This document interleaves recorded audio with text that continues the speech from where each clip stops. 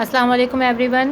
It's Humaira Kashif here and you are watching my YouTube channel Sindh Board Education HK. Today I am going to start model paper MCQs and this is a very important MCQs for model paper class 9th.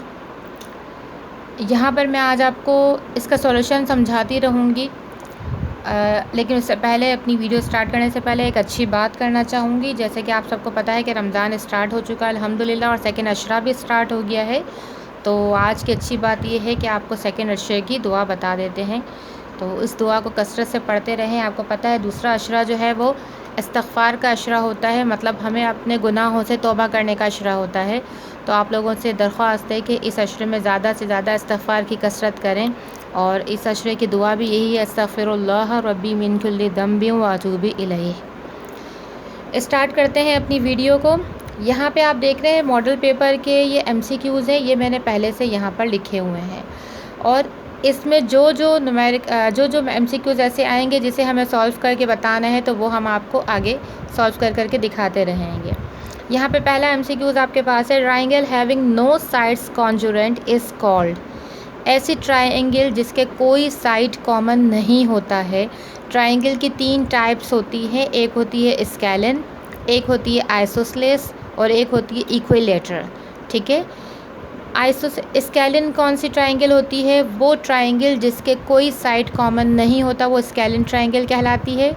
वो triangle जिसके 2 sides common होते हैं उसको isosceles triangle कहते हैं और वो triangle जिसके तीनों साइड्स कॉमन होंगे उसे हम इक्विलेटरल ट्राइंगल कहते हैं।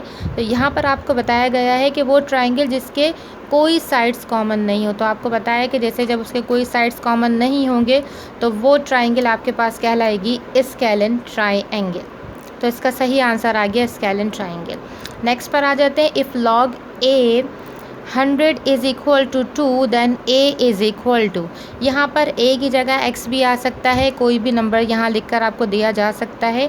आपसे पूछा जा रहा है कि आपसे a की वैल्यू आपको बतानी है कि ये लॉग में क्या होगी। आपको पता है ये एक्सरसाइज 3.2 का क्वेश्चन है और इसे हम आपको यहाँ सॉल्व करके दिखाएंगे कि अगर कोई इस तरह के क्वेश्चन आ जाते हैं तो आपने कैसे फाइंड आउट करना है। सबसे पहले आपके पास क्या लिखा हुआ है, आपने लोगैरिथम फॉर्म लिखनी है, log a x is equal to y। ठीक है, ये आपके पास लॉगरिथम फॉर्म है और इस लॉगरिथम फॉर्म के ज़रिए से आप देखेंगे कि आपके पास क्या क्या वैल्यूज़ गिवन है। लाइक a की जगह a है, a तो हमें फाइंड आउट करना है। ठीक है, ये नहीं गिवन है। सो x की जगह आपके पास क्या लिखा हुआ है, 100 लिखा हुआ है। एंड देन y क्या है, इक्वल टू के बाद आ रहा है, इक्वल टू के बाद आपके पास लिखा हुआ है 2, सो y है आपके पास 2। ये है लोगैरिथम फॉर्म। लोगैरिथम फॉर्म में हमने क्या किया है, लोगैरिथम फॉर्म फिट करने के बाद हमने a, x और y की वैल्यूज़ फाइंड आउट कर दी है। अब हम आ जाते हैं एक्सपोनेंशियल फॉर्म में। एक्सपोनेंशियल फॉर्म आपके पास क्या है, ay is equal to x। ठीक है जी, a तो हमें फाइंड आउट करना है, सो a की जगह तो कुछ नहीं आ सकता। y की जगह हमारे पास क्या आ गया है, 2। y जो 2 गिवन था, हमने a की पावर y थी, y की जगह 2 फिट कर दिया है।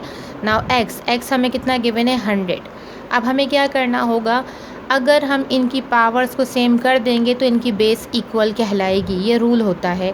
सो यहाँ आ गया a² और 100 के लिए हमें पता है कि 10 की पावर 2 लगाने से 100 होता है। अगर आपको ये नहीं समझ आता तो आपने एलसीएम लेना होगा और एलसीएम लेने के बाद आपने चेक करना होगा कि किस नंबर की पावर 2 आ रही है। तो यहाँ आ गया 10 10 100 एंड 10 1 10, 10 की पावर 2। सो यहाँ पर हम लिख देंगे 10 की पावर 2। अगर इनकी पावर सेम हो जाएंगी तो इनकी बेसिस सेम कहलाएंगी। यहाँ पर इसकी भी पावर 2 है, इसकी भी पावर 2 है, लिहाजा पावर सेम हो गई तो बेसिस सेम हो जाएंगी और बेस है हमारे पास a इज़ इक्वल टू 10। सो यहाँ पर आंसर आ जाता है a इज़ इक्वल टू 10। यहाँ देख लेते हैं हम, 10 ऑप्शन में मौजूद है, सो आपने टिक कर दिया a is equal to 10। Now the next part, MCQs number 3, a की power complement and then again complement. Okay, 2 times यहाँ पर कॉम्प्लीमेंट आ गया है, तो आपसे कहते हैं कि अगर a का कॉम्प्लीमेंट आ रहा है उसका आप अगेन कॉम्प्लीमेंट करो तो आपके पास आंसर क्या आना चाहिए है। लेट्स सपोज कि a हम लोगों के पास एक मैट्रिक्स है a1 b1 a2 and b2। ठीक है जी, सॉरी, a हम लोगों के पास एक कॉम्प्लीमेंट आ रहा है यूनिवर्सल। तो ये आपके पास कोई सेट आ गया 0 1 2 3, ओके, ये ए सेट आपके पास है। एंड देन यूनिवर्सल सेट आपके पास है 1 2 3 till 5, ओके जी। लेट सपोज हमने कुछ यहाँ पे ले लिया है सेट सिर्फ इसे वेरीफाई करने के लिए। सो यहाँ पर आपसे कह रहे हैं कि आपने ए का कॉम्प्लीमेंट मालूम करना है। अगर आप ए का कॉम्प्लीमेंट फाइंड करते हो तो ए का कॉम्प्लीमेंट का मतलब क्या है, यूनिवर्सल में से आपने ए सेट को माइनस करना है। सो यूनिवर्सल के वो नंबर जो ए में नहीं होंगे वो हमने लिखने होंगे। तो यूनिवर्सल में 4 और 5 है जो कि आपके पास ए में नहीं है, तो इसका आंसर आ जाएगा 4 और 5, ठीक है जी। ये हो गया, ये तो आ गया ए कॉम्प्लीमेंट का आंसर। अगेन हमें चाहिए होगा ए कॉम्प्लीमेंट का कॉम्प्लीमेंट। अगेन हमें इसका कॉम्प्लीमेंट लेना है। इट्स मीन कि आपने क्या करना होगा, यूनिवर्सल में से माइनस करना है ए कॉम्प्लीमेंट को, बिकॉज ए कॉम्प्लीमेंट ऊपर फाइंड कर लिया, अगेन कॉम्प्लीमेंट कर रहे हैं हम इसका। तो यहाँ पर मैंने क्या किया है कि जो कॉम्प्लीमेंट आया था उसे यूनिवर्सल में से माइनस कर रहे हैं। अब अगर मैं इसे यूनिवर्सल में से माइनस कर दूँ, देखें यूनिवर्सल सेट क्या है आपके पास 1 till 5। यहाँ पे 4 और 5 आ रहा है जो कि ए कॉम्प्लीमेंट में 4 और 5 मौजूद है। सो 4 और 5 तो आपका हो जाता है कैंसिल आउट। यहाँ पर आपके पास आ जाता है, यहाँ 0 भी मौजूद है। सो यहाँ पर आपके पास आ जाएगा 0 1 2 and 3। सो आप देख रहे हैं यहाँ पर कि ये 0 1 2 3, अगेन यहाँ पर भी 0 1 2 3 आ गया। तो 0 1 2 3 तो ए सेट गिवन है। तो इसका मतलब ये है कि जब आप ए कॉम्प्लीमेंट फाइंड करते हैं और ए कॉम्प्लीमेंट का अगेन ए कॉम्प्लीमेंट लेते हो तो उसका आंसर आपके पास ए सेट ही आ जाता है। सो यहाँ पर ऑप्शन में आपके पास लिखा हुआ है ए सेट, फर्स्ट वाला ऑप्शन। सो हमने इसे टिक कर दिया कि ये करेक्ट आंसर है। नेक्स्ट आप स्टार्ट करते हैं। नंबर 4 है, if a plus b is equal to 4 and a minus b is equal to 2 then the value of a square minus b square। आपको पता है ये यहाँ पर डिफरेंस ऑफ स्क्वायर का फॉर्मूला है। डिफरेंस ऑफ स्क्वायर क्या होता है आपके पास, a square minus B square is equal to a minus B and a plus B. दोनों ब्रैकेट्स को आप मल्टीप्लाई करेंगे तो ये डिफरेंस ऑफ स्क्वायर का फॉर्मूला कंप्लीट करेंगे। सो यहाँ पर a माइनस बी और a प्लस बी की वैल्यूज़ हमें गिवन है। a प्लस बी है 4, a माइनस बी है 2। तो हम इनकी जगह इनकी वैल्यूज़ को पुट कर देते हैं और आपके पास इनको मल्टीप्लाई करने से आ जाएगा answer. So difference of square का आंसर क्या आ गया, 4 2 8, 4 2 टाइम्स 8 हो जाएगा। यहाँ पे करेक्ट आंसर है 8, ओके जी। नेक्स्ट आपके पास है रूट पे पावर लिखी हुई है x और रूट पे पावर लिखी हुई है y और रूट के अंदर लिखा हुआ है x, ठीक है जी। यहाँ पर हम क्या करते हैं, यहाँ पर दो चीज़ें होती हैं, एक्सपोनेंट। एक्सपोनेंट किसे कहते हैं, पावर को कहा जाता है। अगर किसी सिंपल नंबर पे पावर होती है तो वो एक्सपोनेंट कहलाती है, लेकिन अगर रूट पे पावर आ जाती है तो वो इंडेक्स कहलाता है। ये याद रखिएगा, जब भी रूट वाले नंबर पे पावर आ जाएगी तो वो इंडेक्स कहलाता है। सो यहाँ पे लिखा हुआ है y root x where y is called of the root, तो y is called index of the root, okay जी। अब आ जाते हैं यहाँ पर आपके पास, if determinant of a is equal to 0 then matrix is called. ये मैट्रिक्स की डेफिनेशन है, यूनिट नंबर है 7। और आपको पता है 9 क्लास के अकॉर्डिंग जो हमारा न्यू सिलेबस है और न्यू स्कीम है उसके हिसाब से आपका यूनिट नंबर ये 6 हो जाता है। तो यहाँ पर आपसे कह रहे हैं कि a अगर सिंगुलर मैट्रिक्स है, a अगर डिटर्मिनेंट 0 आ रहा है तो ये क्या कहलाएगा, तो ये इसकी डेफिनेशन है, a कहलाएगा singular matrix.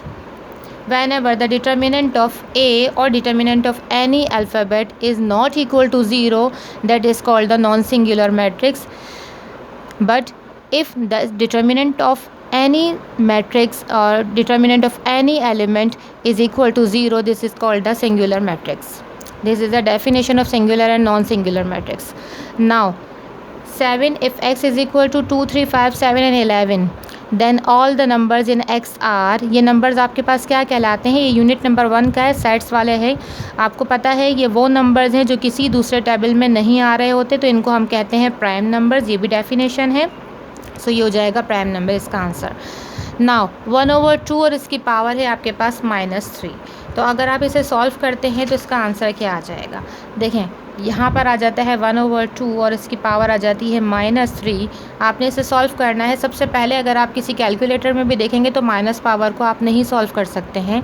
So minus power को आपने इवन पावर में कन्वर्ट करना होगा, इसे पॉजिटिव करना होगा। सो पॉजिटिव करने के लिए हम क्या करेंगे, 1/2 को रेसिप्रोकल कर दोगे। यहाँ जो भी नंबर लिखा हुआ होगा आप उसे पलट दोगे, रेसिप्रोकल कर दोगे। डिनोमिनेटर वाला नंबर नॉमिनेटर में, नॉमिनेटर वाला नंबर डिनोमिनेटर में, तो पावर इसकी इवन हो जाएगी। सो यहाँ पर हम क्या करते हैं, अगर ये आपको मुश्किल लगता है तो पहले आप क्या करें, 1 को 3 टाइम मल्टीप्लाई करना है, पावर 3 है तो 1 ही आएगा। 2 को 3 टाइम मल्टीप्लाई करेंगे, दैट्स 2 2 2, तो आंसर आ जाएगा 1/8। ओके, यहाँ पर हमने पावर इसकी ओपन कर दी है, लेकिन ये माइनस पावर की थी तो ये गलत हो जाएगा रूल। तो हमें पहले क्या करना होगा, माइनस पावर को इवन पावर में सॉल्व करना होगा।